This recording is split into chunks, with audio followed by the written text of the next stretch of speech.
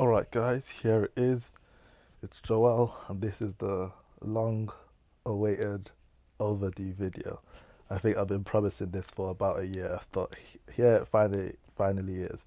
So I'll get straight to it. So this is the sacred formation that has gotten me a lot of success. With this formation I've won the Champions Cup, the Super Cup, two English Cups, a few other tournaments on other groups, and lost on goal difference in the league that's just finished.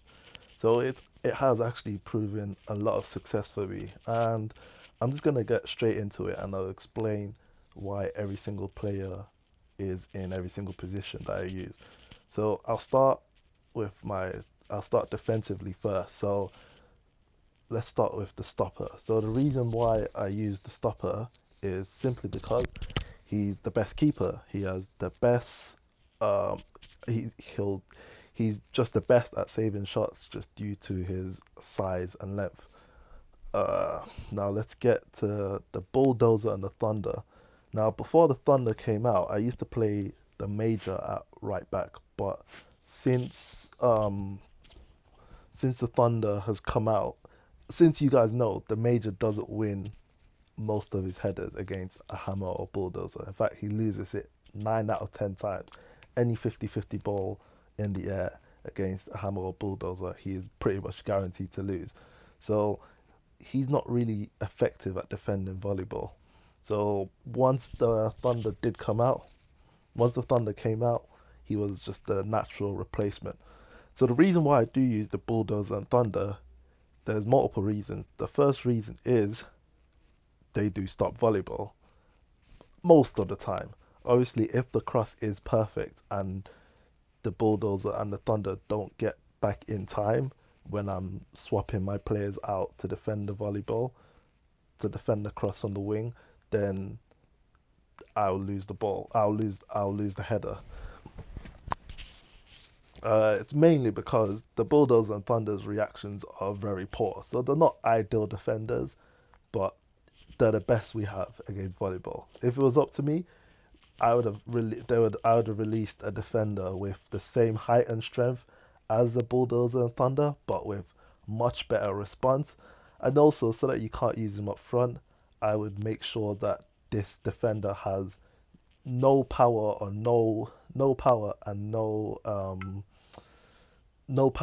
skill in his shots, and also make his behavior as safe as possible. So if you see this bar now, I'll make it a full blue bar, and I'll put his shooting behavior as like a zero bar, so not even a red, so lower than what you can see now as a clear, just so that you can't abuse him in volleyball. But I digress.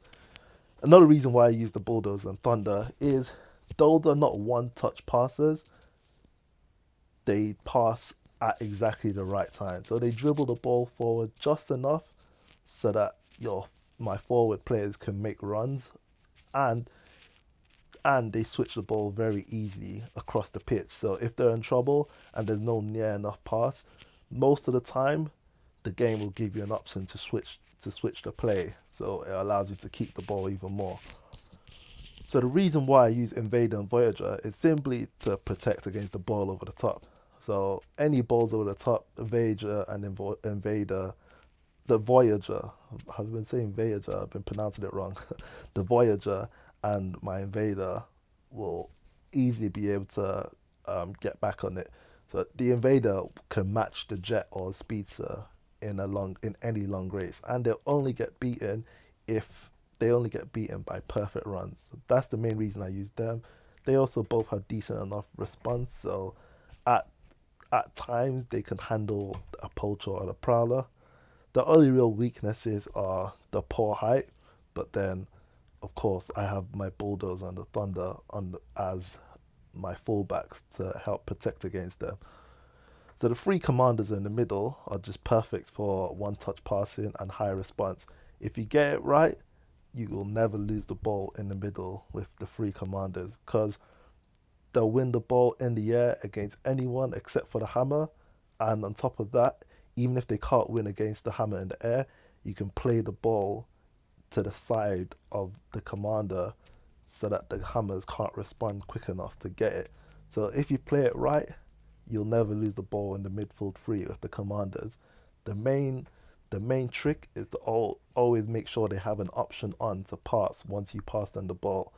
Because if you don't, they'll take many touches, and we all know what that spells. So they're the best for me there.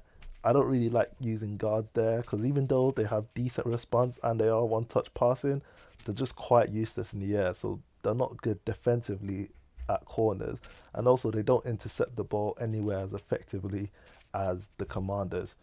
Sometimes I put a major at CDM if I have a feeling that someone's gonna play a poacher at cam, or someone's playing two pacey strikers up top. But I'm not a huge fan of it because the major just loses the ball far too often for my liking, and I'd rather the five less pace but the 100% reliability and passing over the major, who doesn't lose the ball as much as say an engine would if you put him in the middle there, but he'd lose the ball too often. And when you play any formation that you use in this game, you just want to take out the unpredictability.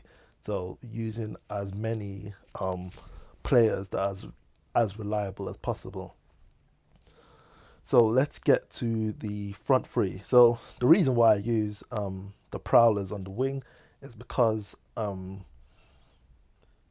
there's no player like them. There's no players like the prowlers. So no players are quick enough, but also don't take too many touches. So the only players that are quicker are the Voyager, the Explorer, the Intruder, Jets, Invaders, etc. But they just take too many touches. They do not know when to pass at the right time. Lightning is an improvement, but even with him, he'll still take too many touches too often. Whereas with the Prowler, as you can see, they have very low dribbling ability, so they won't take too many touches most of the time. Also, they make runs, they make forward runs. That's why I prefer them over, let's say, a guard. So even though a guard will keep the ball a lot better, they just won't make forward runs, so they won't be able to escape from the marker. And another reason is they're actually quite good at hold up play. Again, the low dribbling ability makes them excellent at holding up the ball. So if you pass it slightly behind them, most of the time they won't lose the ball. Obviously, I'll demonstrate that for you guys during the match. Poacher is in the middle, just he's the best finisher in the game. I mean, obviously a hitman is a better finisher than the poacher, but the hitman doesn't have the response that the poacher has. Literally, you could get a chance out of nowhere with the poacher. So I actually said I was only gonna comment defensively first, but then I'm talking about all my players in both defense and the attack. But yeah, I've pretty much covered everything. Three commanders in the middle, high response, good height, one touch passing, good pressing. Three prowlers up, two prowlers and the poacher up front, good finishing. In the case of the poacher, excellent finishing, good hold up play. The poacher isn't great at hold up play, but he's better than any other option up there that also would make forward runs and has high response. And then everything else I've previously explained. So stay tuned and go to the next video for a demonstration of the gameplay in action.